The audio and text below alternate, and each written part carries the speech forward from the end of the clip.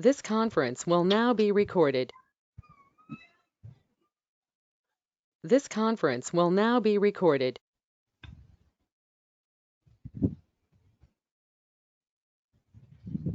Good afternoon. Today I'm starting with a new subject, Adobe Photoshop. This particular software is one of the most widely used software in recent times. It is used by everyone from photo studio to uh, advertising agencies to graphic designer to criminal investigation to architect to fashion designer. It has a lot of allied application. It is not just limited for someone. It is there for everyone. In 3D animation, 3D visualization, for all these fields, this is one software that is being used by everyone. So in this course which I'm going to teach you now in multiple classes. Today is the first class for Adobe Photoshop. I'll be taking a clear stand that I am teaching an architect or an interior designer. Okay, so I'll be teaching what is needed for you all, and not everything. Of course, this if you really get into the whole of Photoshop, it might even extend to 40 to 50 hours, but that is primarily not necessary. I'm trying to cover everything within the syllabus.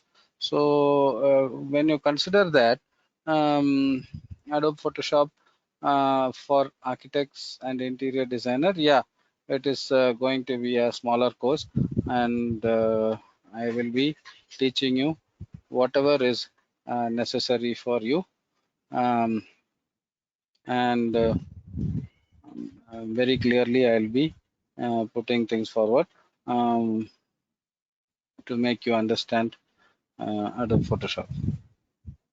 Okay, now here This conference will now be recorded. good evening everyone. Today I'm going to teach a new subject called Adobe Photoshop, a new software called Adobe Photoshop. This is one software with a lot of role in the industry. It is one of the widely used software ever. It is used by people of many fields, like from you can take from advertising agencies, graphic designers, printers, you can say 3D animators, texturing artists, architects, interior designers, fashion designers, and even in criminal investigation, it is being used to, you know, for in various application. So this particular software has no limits. It is most widely used software. So I am taking a clear stand that I am going to teach Adobe Photoshop with a consideration that I am teaching architects and interior design. I am not going to teach what a graphic criminologist will work with Photoshop, or how it is going to be helpful for photographer. It is particularly streamlined for architects and interior designers. Okay, so here we have this version is 2019 CC, Adobe Photoshop CC 2019. So this is how it looks. There'll be minor difference in the look and feel of the software. CS6, which is an older version, will be different. CC20 or whichever is the latest version, it will be slightly different, but there is no major change in none of the versions. All of them are pretty much the same. In each version, you can always go to Adobe website and find out what is the specialty of that particular version. And once you find out, you can go to YouTube and type in that as a keyword for search, and there you'll get all the videos for that updation or latest updation that they have done for Adobe Photoshop. So anyway, I don't think updating a software is not a very difficult one. Many people will have this thought that, oh my God, who will update all these softwares? Softwares have to be updated. It's very difficult to update a software. I don't believe so, because you know how to do it. Like, you have to know the basic of any software. Every new version will have a new maximum one small improvement in the program, and that will be there in YouTube, and you just go through that, and you know what is the latest one particular difference from maybe 2019 to 2020. That is all. But rest of the software will look the same. Keyboard shortcuts will be same. So there is absolutely no problem for you to upgrade any software. It's like if you are a photographer, you have an old camera. I'm getting you a latest camera free of cost, and I'm giving it to you. Won't you be able to show better images? It is that much only, and it is not going to be very difficult. Or say you are an army personnel, you have all the old guns, latest gun come into the picture. You are given a new Beretta or whatever. You should be able to handle it, of course. It won't be difficult. So it is. That's how it is. Okay. Now create new. So you click here, and see, there are a lot of things written here. Custom, a lot of sizes mentioned here. And see, this is in millimeter, and these are the sizes at which new image can be created. Okay, let us not bother about this. I'm just going to close it. I'm just starting you with open. Okay, by then I'll have to tell you what is all this. These are all the images that were earlier opened by me. Okay, earlier opened and kept here. So these are some of the images earlier that were opened by me. Okay, over here you have this open button, and maybe you can open some of these images like this. So open button is for opening an existing image. Open button is for opening an existing image. Okay, if you close it, new button is to create a new image, or create a new canvas, or create a new working area where you are doing something new. So that is new. So here there is you see, there are a lot of presets of images. So you can actually give a size of the image. For example, A4.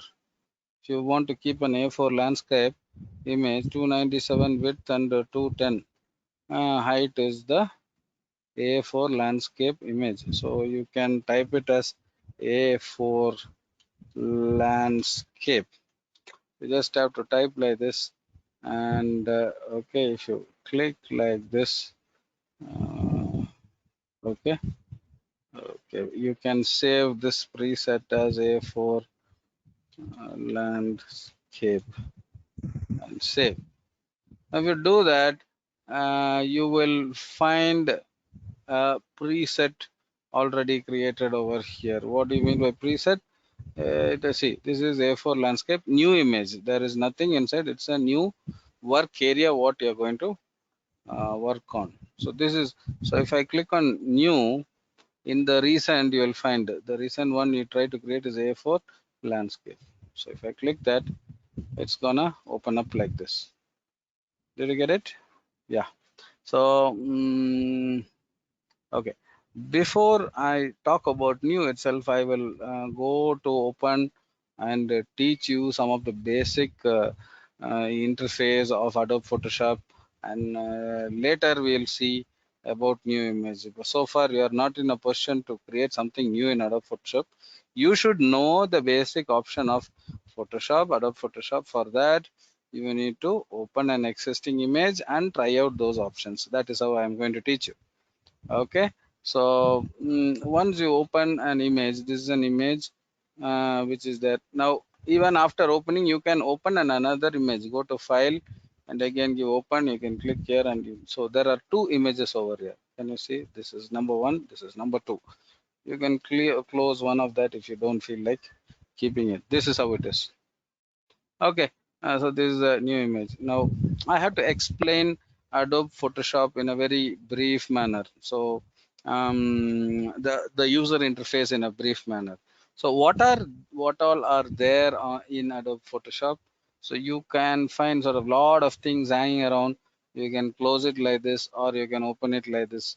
So all these things can be hidden, or see this can be like this, or it can be in two column layout.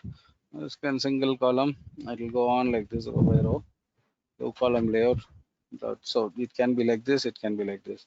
This can be like this, this can be like this. Okay. So these are the things.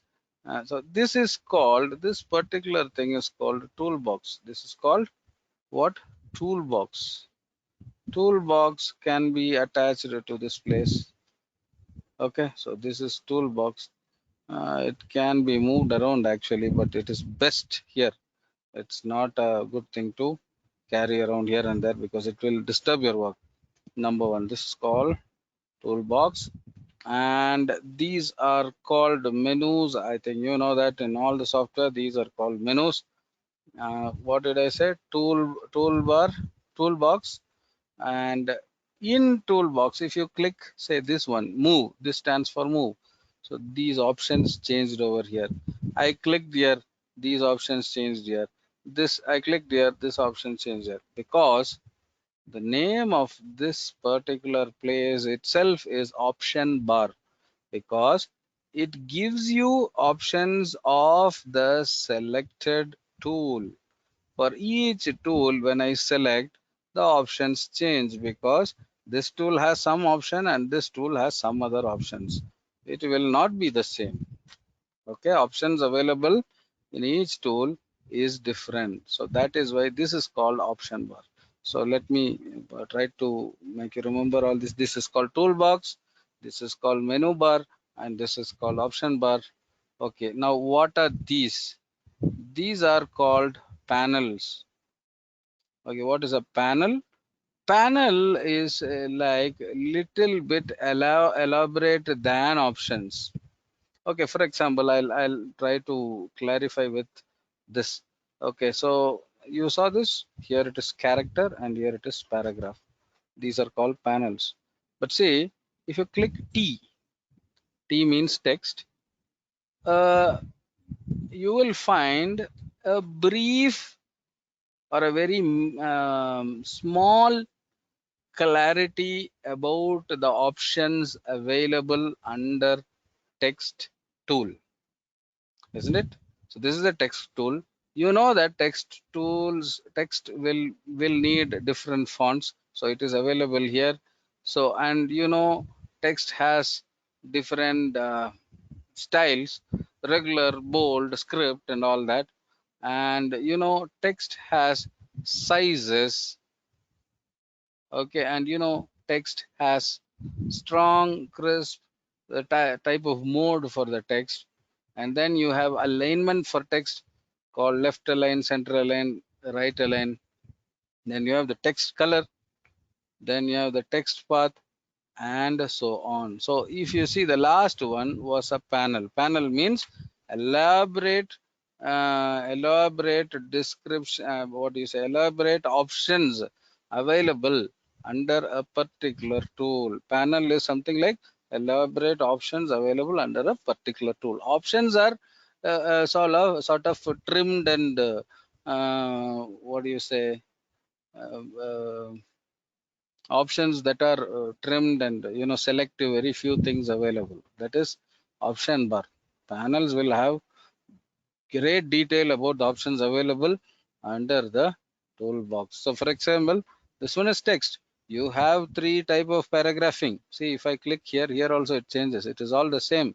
Here also it changes, here also it changes, but more than that, it is still available over here. So left, center, and right justify is there. Then you have justify last left, justify last center, justify last right, full justify, or force justify. So many options are there in this itself. Okay, if I go to commercial script VT, that comes under character. Under character, You have correct commercial sec, then strip, and then script, sorry, and then you have regular this thing, then you have sizes, then you have leading. Leading means the distance, the line distance between the distance between the lines. Then you have kerning. Kerning between is like space between every letter.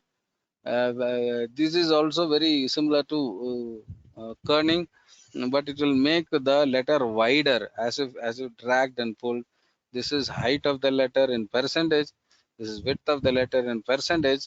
All sort of micro mini options are available over here. So this will be an elaborate options, and this option bar will be just minimal options. Minimal options, elaborate options. So this is how these things no matter what, you'll have to remember all these things, without which you cannot explore. Now I am not going to sit and teach every option under the sun.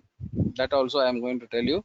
I am going to teach you only what is limited for architects and interiors. Beyond that, I'm not teaching, because this syllabus, if you want, I have a small registered syllabus. What does syllabus say? Syllabus say, okay, Unix 6, working on graphic vector image editing software. Okay, so don't have the brief, I mean detailed, not brief, the detailed explanation of unit 5. I can pick it up from here. 18 or say 47, if you type, yeah, this is my subject. And if you come down here, what does it say? Unit 5. Okay, this is what I showed. To present architecture design studio project, introduction to publishing tool for creating presentation and portfolios. That much is enough for me, for you to teach in Adobe Photoshop. Beyond that, I'm not going to teach you, and there is no time for that. Okay, so that's what is important now. Okay, now I think I explained how the user interface work. Some more clarity I can give you. You take this. Okay, now I use brush tool. Do you see, this is the brush tool? So options of brushes there, but it doesn't have this many options of brushes over here. No way. But see the options available in brush, what all techniques you can work on brush. So that is available in panels. Okay, brush settings and brushes, brush settings and brushes. So these are the things that are available in panels. Panels means mega options, unimaginable amount of options. Okay, the basic options are always here. Clear? Okay, now I will go step by step into Photoshop. Not, I think I'm done with introducing the user interface of Adobe Photoshop to you. You will understand it. I'm sure you would have understand what I taught you. Now I'm going to the next stage. How do you work on? So if you get any image, so I am teaching you in a way in which you will react to a situation, not in a sequential order of Photoshop. Now what do I mean by that? Now here in this tools, the first tool shown here, toolbox, is move. I'm sure you're not going to use that moment you start working. Moment you start working, what will you do? You click on open something. That is obviously the reaction for you. Second thing, what will you do? Do you try to move this? No. You will try to zoom it. So what did I do? I press Z. Z is for zoom, and then maybe you will look at the image clarity or whatever it may be. Okay, Z is for zoom, and space bar is for pan.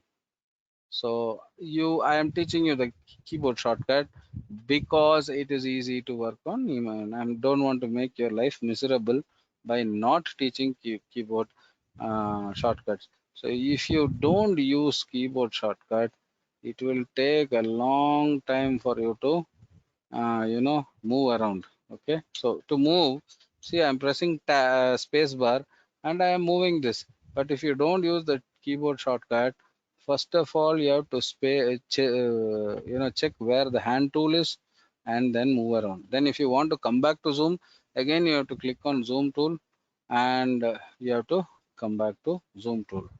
So instead of doing this, Z is for zoom, and if you press Alt, your zoom will become unzoom. If you leave Alt key, it will become zoom. Alt key, unzoom. Leave Alt, it is zoom. Spacebar is pan. So if you have zoomed too much, you want to move here, you press pan, spacebar, sorry, that is for pan, and then look around. You press Alt, you can zoom back. So these are the two tools which we'll definitely use in the beginning. You're not going to use the move tool anyway. Okay, so that is why I'm teaching you the move tool. Okay, so that is number one. Now, okay, now this is the first tool which you'll use. This is the second tool which you use. Okay, and what next? Okay, now I will show what is a move tool, but it is not going to be a big use here. It will not see it. What does it say when I click to move and try to move it? What does it say? The current layer in the background is a background layer. You cannot move a background layer or change it. It's a stacking order, blend mode or opacity. However, you can convert it into a normal layer and then change any of these attributes. Now I am giving cancel. I'm telling you what does it mean. So now what happened? You have got introduced to a topic called layers. Okay, now this panel shows about layers. Now what is layer? Layer is um, mm, layer is just like you have AutoCAD. In AutoCAD you have layers. Each information is saved in one layer. So similarly, in Photoshop also, it allows you to save things in layers. Now this image doesn't have any layers. How do I say that? Because there is only one layer and it is called background. So that is what exactly that error message told me. Error message told me was there is no layer here to move. It is only one image and it is called background image. We don't allow you to move the background. It is always locked. Can you see here? It is always locked. There is a lock symbol displayed over here. So that is what the software told me. It is locked. You cannot move it here and there. However, what did it say? However, you can convert into a normal layer and then change any of these attributes. Convert to normal layer, cancel. So I said cancel because I want to explain it to you. Now I am giving convert into normal layer. So when I click convert into normal layers here the background changed. There is no lock or key and this became layer 0. So it's a normal layer. It is movable here and there. You got the point? This is how Adobe Photoshop work. So layer which I wanted to introduce, I introduced it to you. How will layers will be helpful? Even that I will explain it to you. Okay, in the coming hours, I'll explain how layers are helpful to you. Why is it important to have layers? Now, when I taught about move, I had to show what is layer. Okay, so in the next button over here, you have something called what is written there, rectangular marquee tool. Make a selection in the shape of rectangle. There are different types of marquee, not only rectangle. So whatever is seen here is rectangle. You have circular, you have single line, single row and single column marquee. I'll teach you later. First, let me teach you what is rectangle marquee. So rectangle marquee. Now, before talking about marquee and all that, I'll call it a selection. Okay. What is a selection? You are selecting some pixels. You are selecting some area in Photoshop, be it from here to here, or here to here, or here to here. Okay. Now, why do you use that? Why do you use, what is the reason behind you using? So I'm selecting move. To select move, sorry for interrupting. To select move, I press V. If you shortcut for move is V.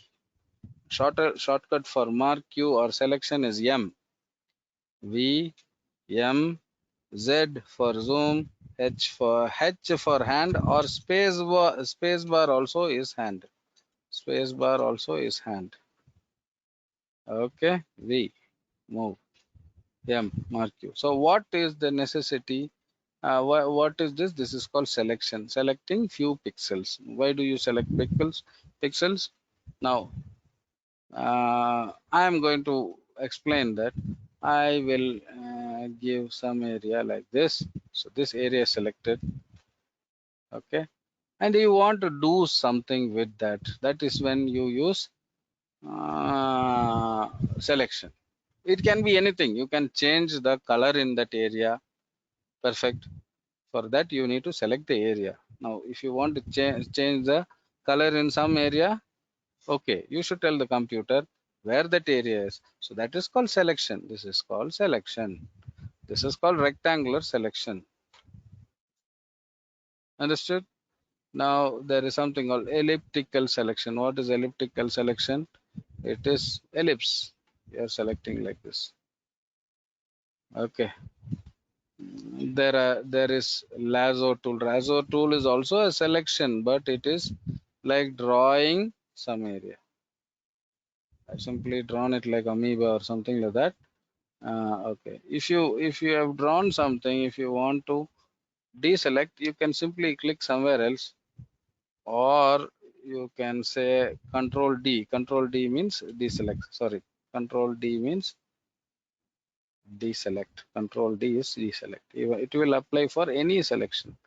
Control D. Control D. Elliptical. Control D. Okay, if you notice this is how you select something. Okay, let me tell you why I want to select something. Okay, I'm going to select like this, and I want to change the color in that area. I don't want the sky to be seen. I want to give this color. Okay, so I will introduce to a tool called paint bucket tool. You click here, it paints that area. Okay, it paints that area with some new color. This is one of the reason why you use selection. Okay, now there is a small problem here. Okay, this whole thing is in layer, and once I do this painting business, I will not be able to move that rectangle area somewhere else. Maybe my idea changed from here to here. I want to keep it here. I cannot do it. That's because I've done everything in layer 0. Only in one layer I have done it. Okay, so now I'll come to the solution. Before that, I want to teach you a little secret. If you go to window and click on history, and if you go step by step backwards, it will come to square one. It will come to where you left. Understood? You can even just say Control D and leave it like that. History keeps track of history, what happened so far. I'll be taking care. Where did I get that? I got it from window and history. Okay, so I came back in history. Now, what I was trying to say, if I put something here and fill this color, it is going to be in same layer. I don't want that. I want this rectangle to be moved here and there. So what I do is I'll create a new layer. This is for new layer and this is for delete. Okay, you understood? This is for new layer. I'm creating a new layer, and then what I'm going to do, I'm going to fill this area. Now what is the benefit of this? I give Control D, deselect that, and I keep moving wherever I want. You can also scale it like this. Okay, you can also scale it. If you press shift and drag it like this, it can be scaled in non-uniform manner. Non-uniform means what? If you press shift and drag, non-uniform scale. This side more scale, this side no scale. Okay, whereas uniform scale is either drag like this or drag like this. See, this is uniform scale. So did you get it? So how does it work? You got it? Yeah. So that is the advantage of having layer. Not only that, if you don't like that rectangle goddamn thing, you can switch it off by switching off the eye. Switching this eye off, you can switch it off. So these are the advantages of layers. Any day you start using layer, you will find the benefit of it. Otherwise it is going to be very difficult. Not only that, this layer I can reduce the opacity. You can go there and reduce the opacity. So semi opaque rectangle you can give there and type something over there. Even that looks cool. Or no, I want 100%, keep it 100%. I want to move it here, you can move it here. This is the advantage of having a layer. Hope I think you got the picture of layer. I think you understood what is meant by marque or selection. I would rather call it selection. It's all the shapes of selection. Marque, irq, and all. You need not worry. All the names that don't fall into your mouth. Lasso. It all has a name, a reason why it is called marque, why it is called lasso, why it is called polygonal lasso, why it is called magnetic. But I am not going in detail to that. You don't write exams for that. So your point is what you need to do as an architect. How will it help for your own presentation? So that is the thing. Okay, now I just want to go to the text tool. I want to explain that. Anyway, I'm playing with this thing. I want to type there Yellowstone National Park. I believe it is that. I'm not very sure, but then I'm going to call it. Okay, so I selected text and I want to select decent. Okay, free key font, not decent. So I type here like yellow. So what happened is I have the text color, which is here, add and what? Text color as well as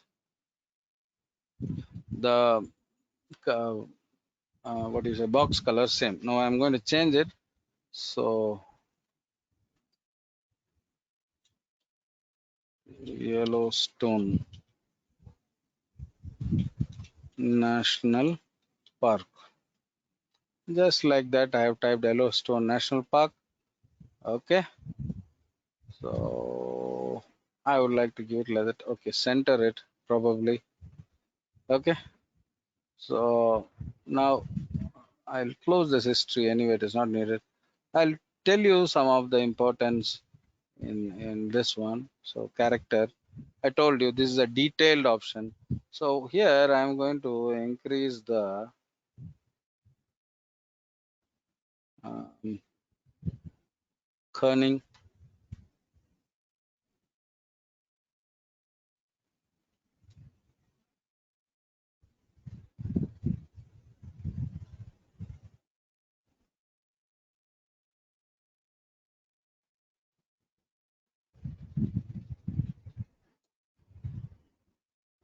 Okay, let me see if I can adjust on this. So I'm making it a little bit broader so that Yellowstone and National Park ends in the same place. That is my idea now. Yeah, Yellowstone and National Park almost ends in the same place. So I'm keeping it here, right? Now this is a separate layer. Don't you see? Text is a separate layer. Always text layer will be shown with a T. This is the other layer. So I want to press shift and drag it. I want to keep it like this. Okay, are you clear with this? Now this is one of the advantage of having layers. You can move all these things independently. You can switch this off, or if you feel like this box is boring, you can switch that off also. Okay, I think you're in sync with what I am teaching you today. Okay, what next? So next is there are other things in lasso also. I am going to that. Okay, I said it is a rectangular lasso, sorry, marque. But if you want a square, what shall I do? So there's a simple trick. You can press shift and drag the same rectangle, it will grow as square. Or if you want to grow a square from here, okay, you can press shift and alt and drag, it will form a square from the center. Sometimes this will be helpful. So these are the sub options of these. There is no other way you get it. You have to use shift, or you have to use what do you call it? Alt and shift. Shift is for you to grow the square or equal sided, make it equal sided as you drag out into one corner. That is one way of doing. Control D. Another way of doing is alt and shift, and if you click from center and drag, it is going to be equal sided on all sides, but it grows from the center. Please remember that. Okay, this will apply for elliptical lasso also. When you simply drag the elliptical lasso, it becomes an ellipse. It doesn't form a circle, but if you press shift and drag it, it is going to be a perfect circle. Control D, deselect, and then if I'm going to press alt and shift and drag from the center, it is going to be a perfect circle growing from the center. Okay, so I think I taught that also. Now these two, single row marque, single column marque, I'll teach you later. You won't understand this now. I'll teach you later. Okay, now I'm going to lasso. Lasso, I already told you, it's a sort of a drawing selection. You can draw a selection like this. Okay, like this. You want to select this mountain, but you should be a very good what do you say, person in hand. By hand, you should be able to handle the mouse very carefully, skillfully. Then you can do that. So here I have made a mistake. I'm going to press shift, which means add. I'm going to add like this. You got what I'm trying to say? I'm going to add this area into the selection. Yes, I want to reduce minus, so I press alt and I'm reducing this area from the selection. I'm going to press alt, and when you press alt, you see the minus, see minus thing appears there. So you can reduce something from the existing selection. So these are the sub options of lasso.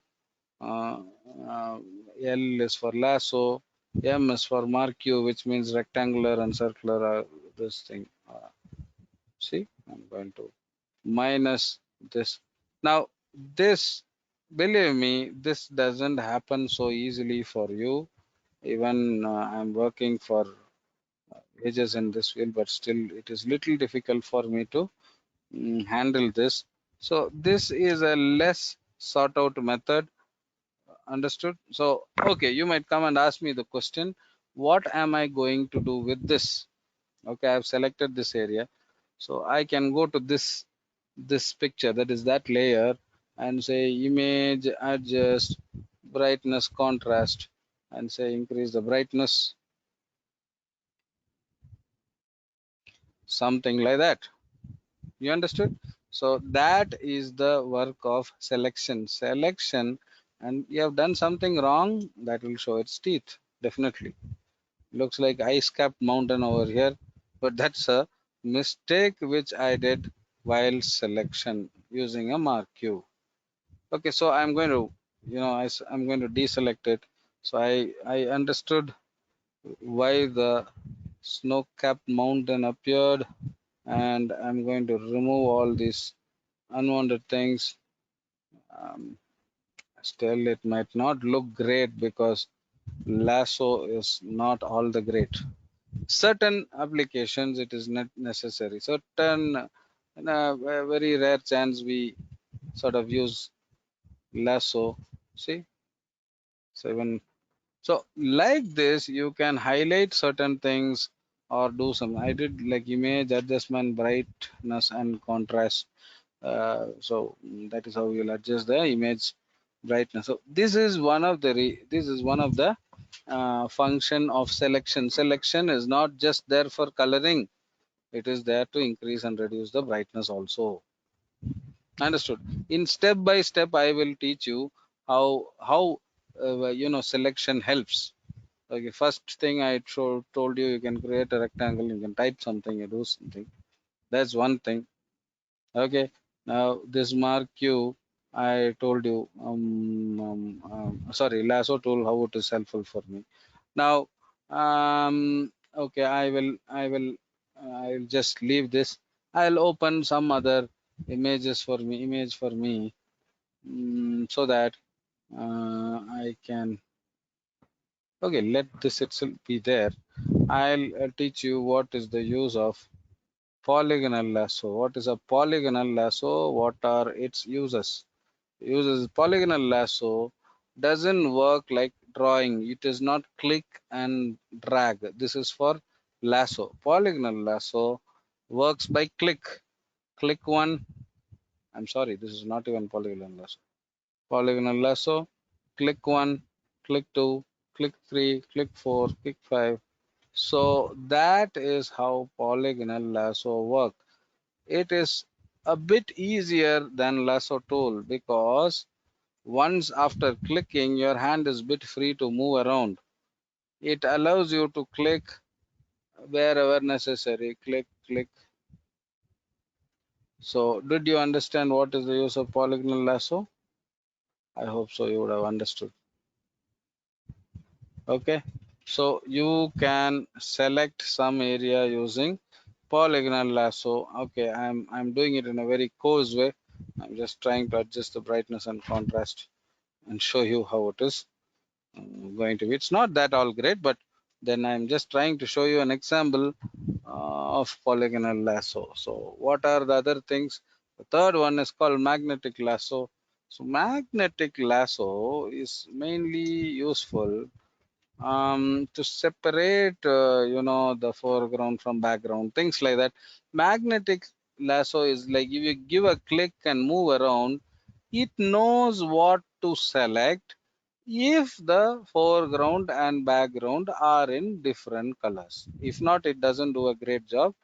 If the foreground and background is not in the same color or same contrast, lasso sort of magnetic lasso sort of things and works as and how you want it. See, I am effortlessly moving my hand here and there, and it is sort of trying to stick to the contrasted area. The contrasted area means mountain in this case. The contrast is between the mountain and the sky, so it is very difficult to draw this. So what I'm doing, I'm clicking on magnetic lasso, and I'm trying to simply drag away, so that my magnetic lasso, not drag, just click and then move, go on moving. I'm not doing anything but moving. Okay, so if you want to come back, you can press delete and come back. You just press delete, you come back. Say if I made an accidental move like this, you can press delete and come back. I pressed delete thrice. Okay, so this is how magnetic lasso actually works. Just click in one place and move around the edges, and that will start snapping on the contrasted area, in this case mountain and the sky. The contrast is between, so this is wrong. I think I jumped, so I press delete, and I'm doing it again. Sometimes you'll have to come back.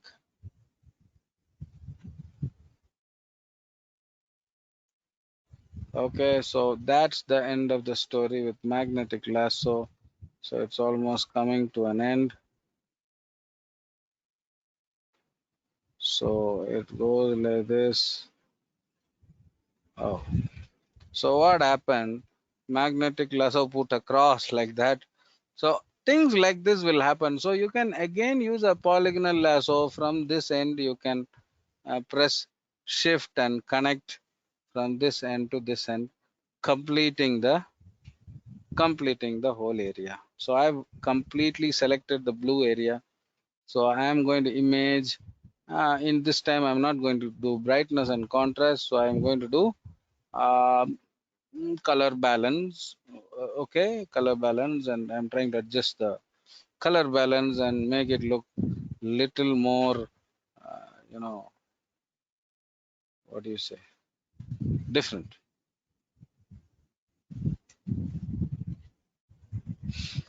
Are you clear with this? So this is how you can use these selections. I think I taught on how to select things in today's class very clearly. Okay, even in Polygonal Lasso, if you are selecting and you want to come back, delete is going back. So that I forgot to tell you in Polygonal Lasso, but definitely I taught you in magnetic lasso fully. See, color balance has changed. See, in history you can come back if you feel that the whatever you did in Polygonal Lasso is not just right.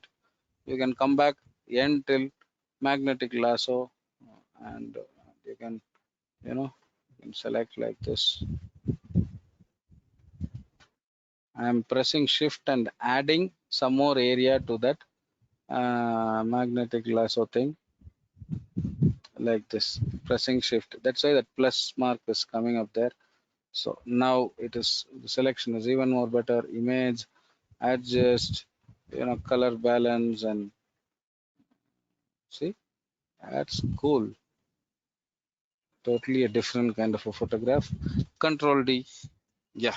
So this is how it looks. So these are the things you need to know.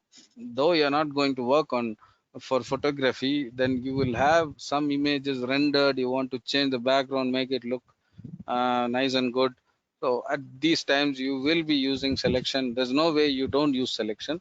So you will have to use selection. That is why I taught, sorry, taught selection. From rectangular marque, elliptical marque, shortcut is M. Lasso, all these lasso is L. If you select lasso, shift L, the next lasso, shift L, the next lasso. It works like that. Shift is a toggle button. It runs through all the three buttons. Here also, shift M, shift M, shift M, like this. Okay. So I think you understood that very well. Okay. So I'm just going to have a small sample here. I'm going to save this in my work folder. Um, online videos. That folder is called Advanced Revit. Never. It is going to be called as, no, it's not a nice place to save. Adobe Photoshop. I'll call it class 12. I'll save this. I'll have it with me. Okay. So now I'm just going to close that. You saw the difference? This is the new image, and this is the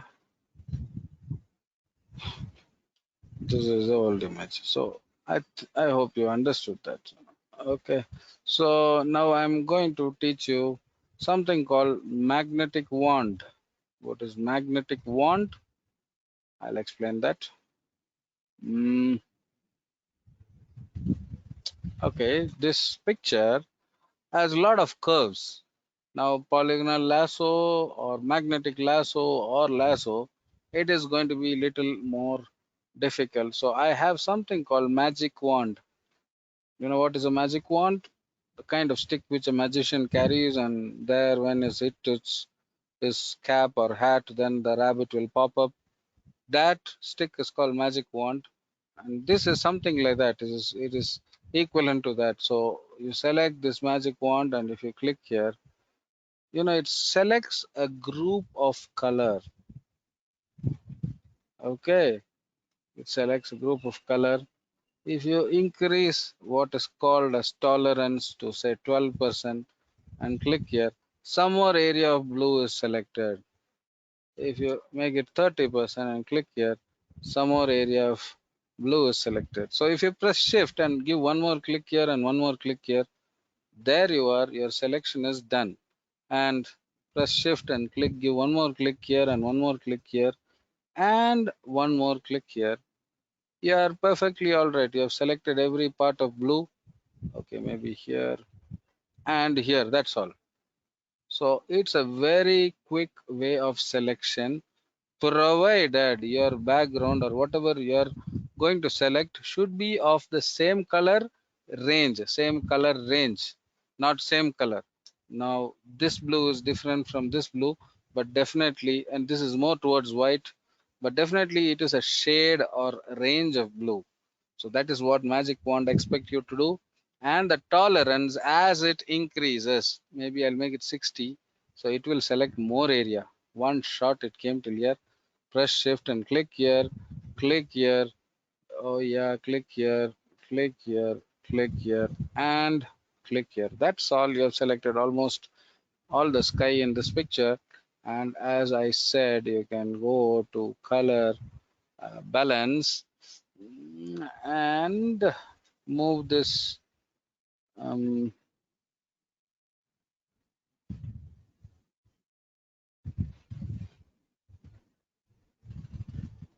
okay, made a contrasting blue to the yellow possible. So this is what you can do with magic wand. Magic wand helps. Magic wand selects color based on the color range. But what does our magnetic lasso do? Based on contrast, based on difference in the color. Here, similarity of color. Here, it is a difference of the color. Okay, so you just have to remember these concepts. It will be easy for you to understand. Okay, so magnetic lasso, in what way it is different? It, sort of creates a line. It doesn't make a circle like this, right? But wand is always into, encircling things. You click, it gets circled. Click, gets circled. Wherever blue is there, it gets circled. That is one other difference that magic wand does. Are you clear with this? Okay. So I think I will end today's class. Magic one quick selection tool. I will have some resource material. So let me try to do that if possible, and then end with the class. So I'll save this, not this tulip. So I will.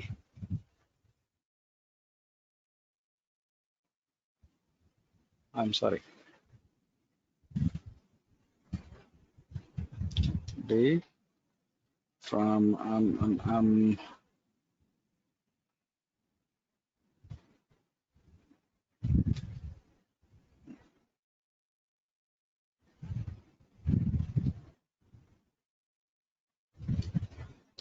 tulips.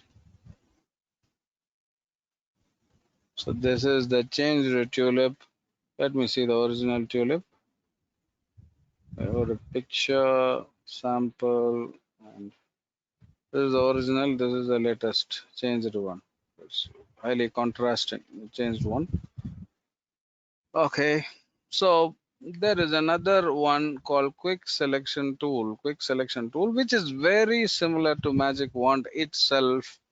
Um, it is like magic wand with a brush. You know, kind of selects like this. You saw that? So I should click and drag that. See, but magic wand, you intend when you want to use magic wand, you click magic wand, you click one area, then so much of area is selected. Then maybe you can reduce the tolerance, maybe make it 30%, and then press shift and click another area. There it is gone till there. Click another area, it is gone till there. That is how um, magic wand works. Quick selection, you have to click and drag. Okay, with a very, this is how it works. It sort of drags and then maybe if there is a necessity that you have to carefully select something, okay, quick selection is a better tool. Um, so here it goes, but then when it selects, it jumps uh, together. New selection. I'll leave it as new selection. You should be very clear of what you're selecting. If you select yellow, then it'll start selecting everything in yellow. So this is how it goes. This is how it goes. I want to remove this, so press Alt and same use the same quick selection, and carefully adjust that. You saw just now what I did now. Yeah, here there is a requirement to remove. Press Alt. It removed the whole thing. So if you have some botheration, don't worry to select magic wand and select only what is needed. You can use two different tools at the same time. There is no rule that you cannot use that. You can use two different tools in the same for the same project and for the same purpose. There is nothing wrong. You don't have to alienate yourself from one tool. You can always use two tools. You can use in what do you say, in um, uh, along with the magic wand. You can use quick selection. You can use quick selection along with magic wand, complementing at each other. It is possible. So see, I am using both. So here I would like to remove this area selection. Okay, so there's a lot of problem over there. Selection has come till here, selection has come till here. It's okay. Here, see here, I want to keep all the tolerance level less. Okay, so here, so this is how it is. I almost selected the entire background except for this place. This place is really tricky. I'm using magic wand itself. So this place is extremely tricky.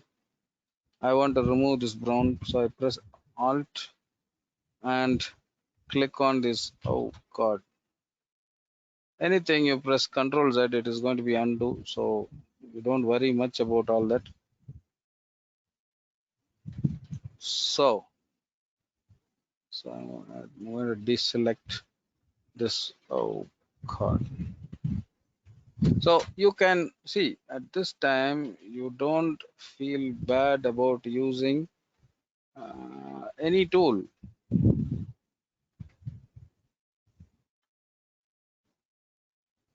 So I'm minusing this brown area with the polygonal lasso. What is there? Is anyone going to ban me? No. See, I'm just carefully removing this brown from there. I can even use lasso. So I want to minus this area from, sorry, add this area into that selection. Sorry.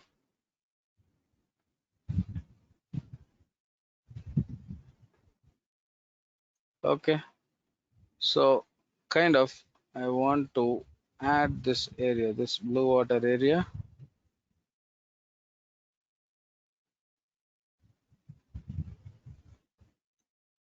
So if you find this lasso tool very inappropriate, you can use a polygonal lasso tool. Polygonal lasso tool is an excellent tool as far as these things are concerned.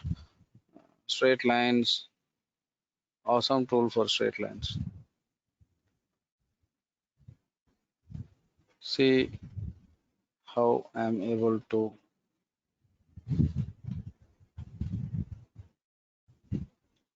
Okay, did I remove that very carefully? Yeah, I've done it. So here there's a problem. Polygonal lasso.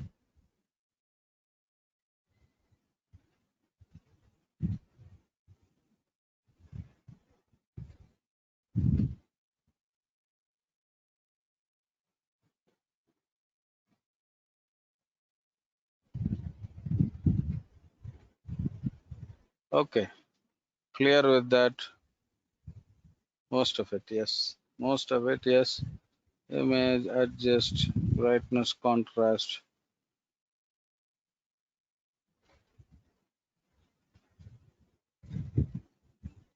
or image color, no problem. So I've changed the color itself, okay, to some color which is not equivalent to the same thing. So I can easily do that by combining all these selections, and that was what I was trying to tell you. Okay, so I'll save this also, and I think I will end this class today, so that you can practice on this, and following days I'll come up with more options from Photoshop. One thing I'll tell you, uh, be very serious in my subject. It's not because I'm proud of my subject or anything. If you know my subject very well, you can present your work very well. Be it Photoshop or Revit, it will be very well used for your presentation. Not particular, um, and also you work on other assignments also, but still be serious about my classes. Okay, so I'm going to save this online class. Not advanced Revit, I'm sorry, advanced Photoshop classroom. Jellyfish. Yeah, pretty much. So I will save this. I can find the difference between the original one, okay, and what I did just now. Only place I should have worked little more is this area, this area, this area. When I saw all that together, I didn't even realize that these areas are not worked, but still you can work further also. It's not that you have to stop with that, but I think it's time to end the class. So please work on all these things and see how it is, and tell me, give me your assignments also. Thank you so much. Bye.